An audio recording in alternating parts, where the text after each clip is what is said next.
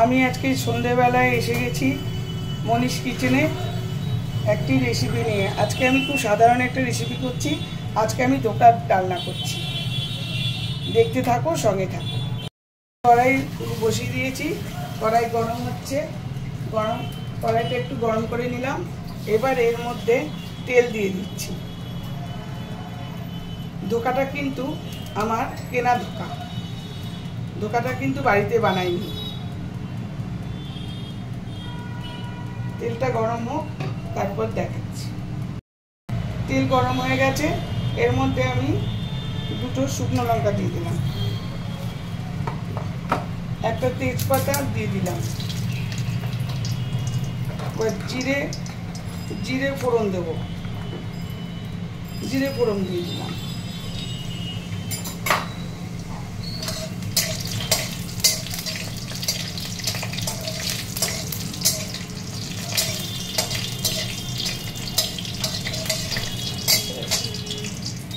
ওই চটনি এসে গরম মশলা এটা আর কয়েকটা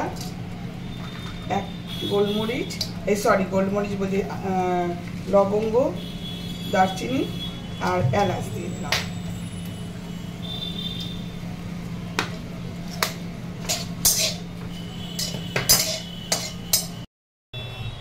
ফোড়নটা হয়ে গেছে ভাজা।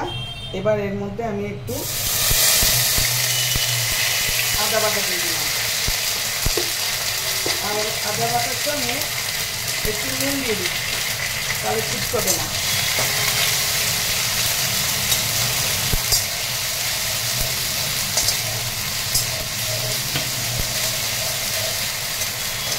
তার সঙ্গে আমি টমেটো আর কাঁচা লঙ্কা বেটে রেখেছি, সেটা দিয়ে দিলাম। টমেটো আর কাঁচা লঙ্কাটা দিয়ে দিলাম।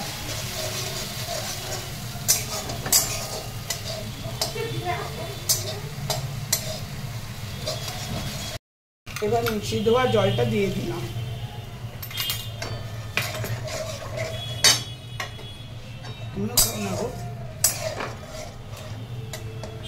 মিক্সি ধোয়া জলটা দিয়ে দিলাম। এবার এর মধ্যে পরিমাণ মতো মশলা দিয়ে দেবো।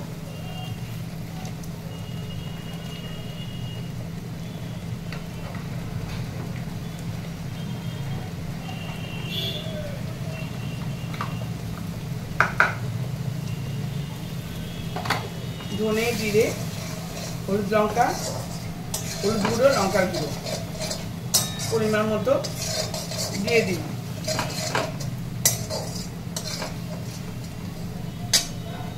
এবার লবণ দিয়ে দেবো।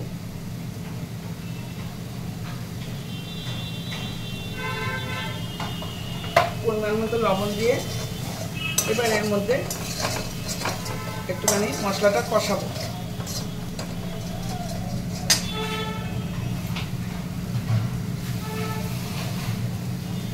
মশলাটা একটু শুকিয়ে আসলে একটু জল দিয়ে দিলাম।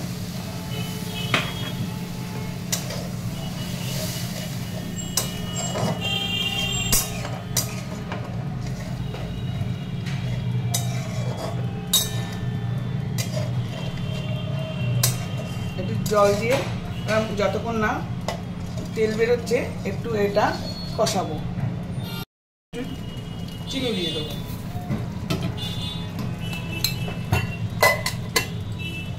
খুব সামান্য চিনি দিয়ে দিলাম।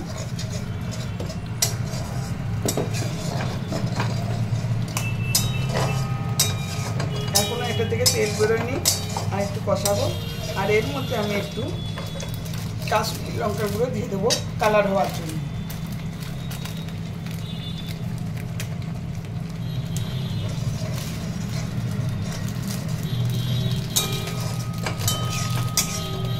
ভালো করে মশলাটাকে কষাবো, তাই জন্য আর একটু জল দিয়ে দিলাম।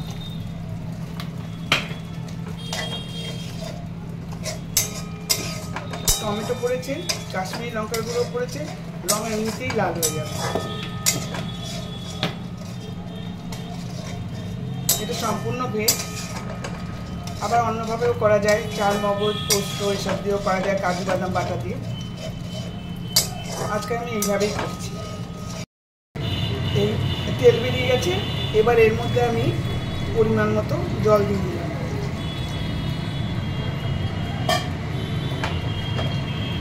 ফুটে উঠলে এবার আমি ধোকাগুলো দিয়ে দেবো। এবার আমি এই ঝোলটা বেশ ফুটে গেছে আর তেলও বেরিয়ে গেছে, এবার সব ধোকাগুলো দিয়ে দেবো। আমার ধোকাগুলো কিন্তু কেনা, এখানে বাগবাজারে একটা বিখ্যাত দোকান থেকে কিনে নিয়ে এসেছি। ওদের সব কিছু ভীষণ সুন্দর, বাগবাজারে একটা বিখ্যাত দোকান আছে, সবাই এখানকার লোকরা সবাই চেনে, ওখান থেকে কিনে নিয়ে এসেছি এই দোকান। তাই জন্য খেতে খুব ভালো হয়, ওদের সব প্রোডাক্টই খুব ভালো, বিখ্যাত দোকানে। এই কচুরি থেকে চপ থেকে ধরে সব। এবার এটা কমিয়ে রাখবে, ফুটতে থাকুক আস্তে আস্তে। কমিয়ে দিলাম, এবার আস্তে আস্তে ফুটুক আর এর ভিতরে ঝোলটা ঢুকুক।